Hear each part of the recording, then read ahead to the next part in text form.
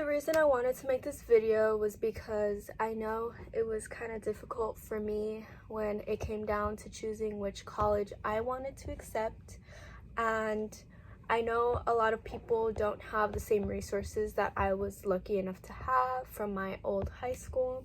I also know some seniors who are considering my school, USF, and I kind of just wanted to answer any questions that any seniors had, or not even seniors, just like college questions in general. So let's get right into it. One of the first questions I received was, it says, I might go to USF, do you honestly recommend it? I'm gonna be a bio major, by the way. I recommend you coming here for bio. I know a handful of bio majors who came here specifically for their major. I really know a lot of in the depths of the bio department, but I know we have amazing labs, amazing teachers, amazing resources. I'm kind of familiar with, but not really. I just know there's a lot of bio and chem majors here. I know our nursing program is really good. Psych department is really good. I have another question that says, how did financial aid work?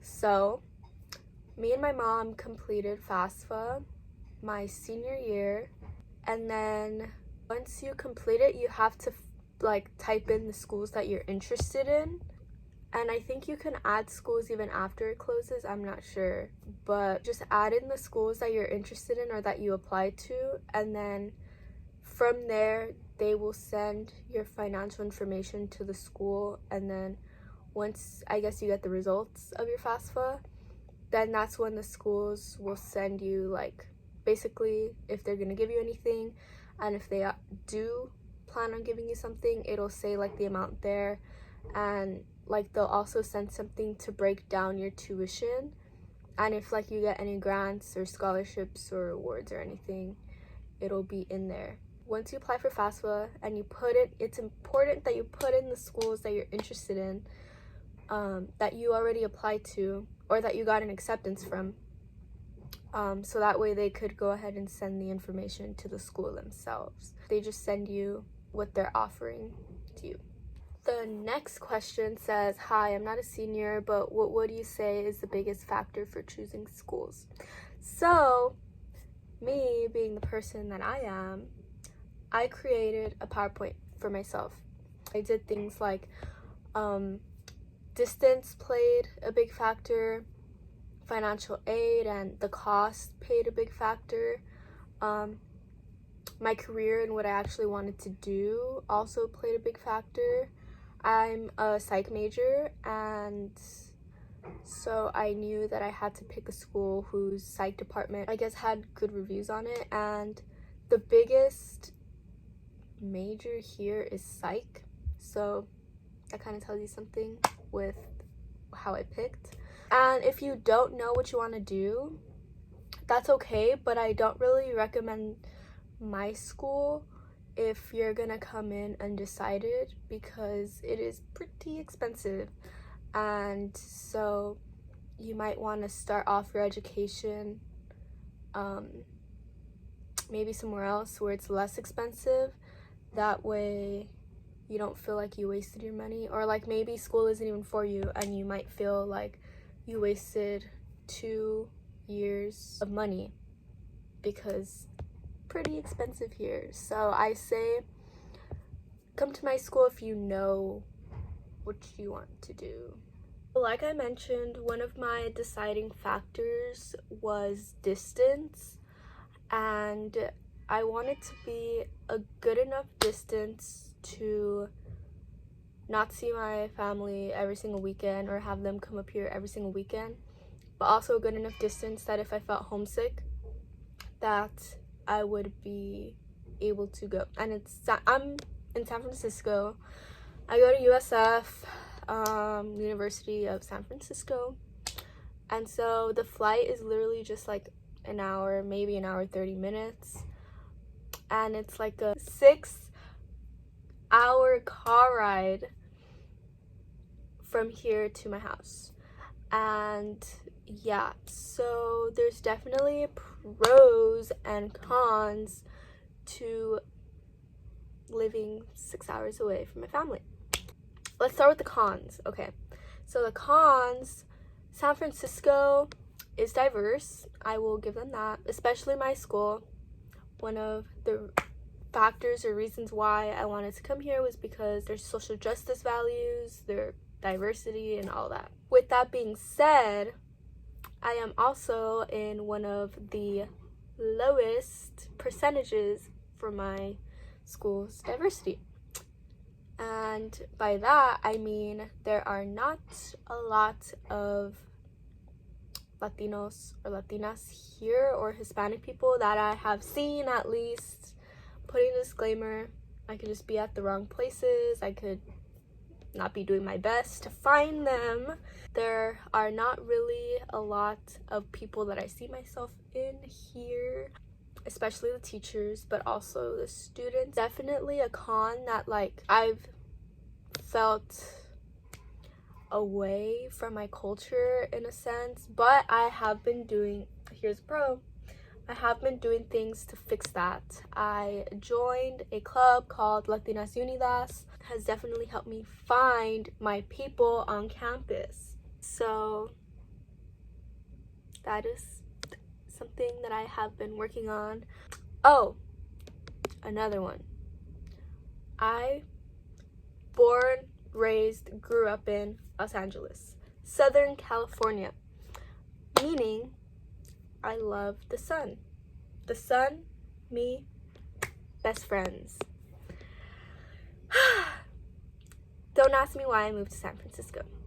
Weather was not a factor in deciding schools, and I kind of regret that. So definitely use weather as one of your factors, because that's where you're going to be living for the next 4 years. For 4 years, okay? For the most part, it is windy, cold, foggy, raining, all of the above here. The summer ends maybe in October. It's spring and it still feels like winter. It was literally raining this whole week. So do with that information what you will. But I say at least try to stay in the city that you want to move in. Like, just take a weekend vacation so that you can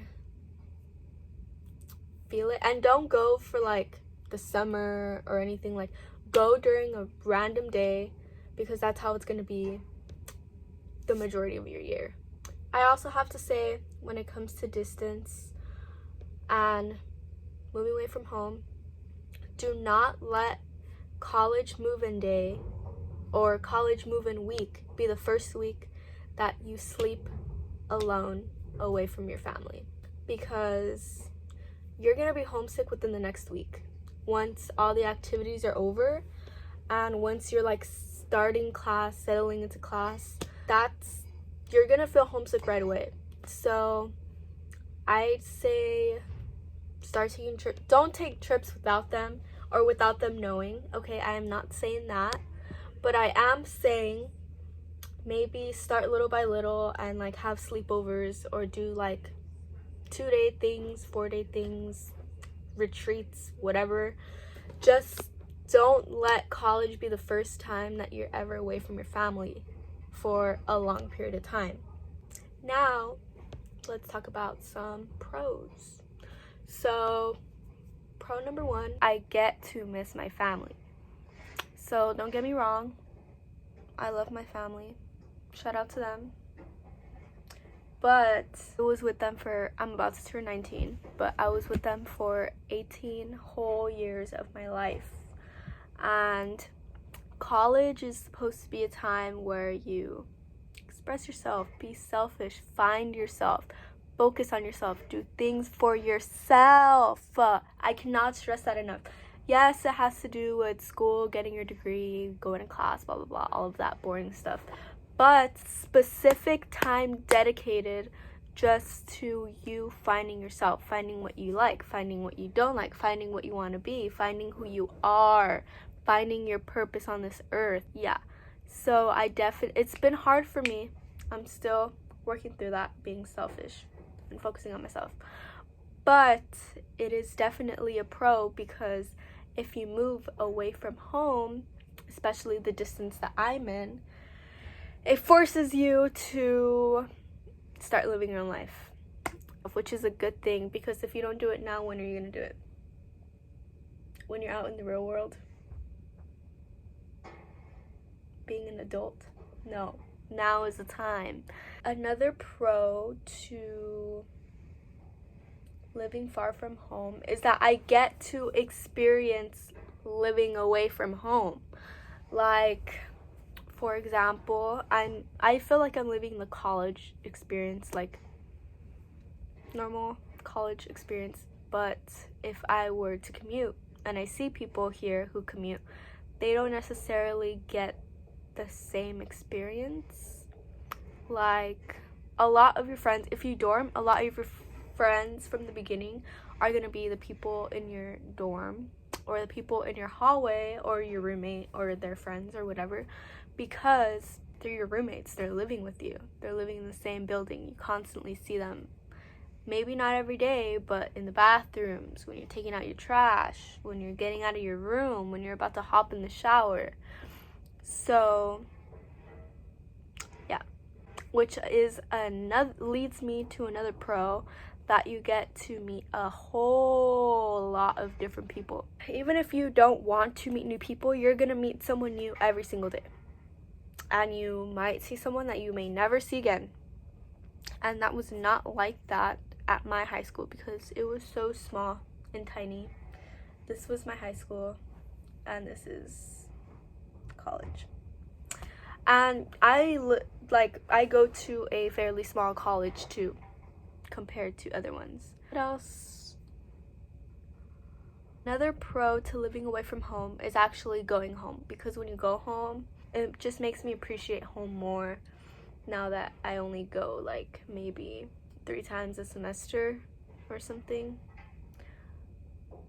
Another one, I'm not sure if this is a pro or con. It's a pro to me, but it could be a con to a lot of other people, and there are a lot of other people I know that this is a con. But you have to fend for yourself. And just being a Hispanic child, let's say that, and I'm an older sister, so I had 2 little kids. Basically, I had 2 little kids with me, and then I had all my cousins. So, you know, I learned how to clean, I learned how to cook, I learned how to be responsible, I learned how to balance money, I learned how to do laundry, I learned well, that's part of chores, like cleaning, doing your dishes, taking out the trash, because at least now I do not have a roommate, but I've had 2 roommates this school year.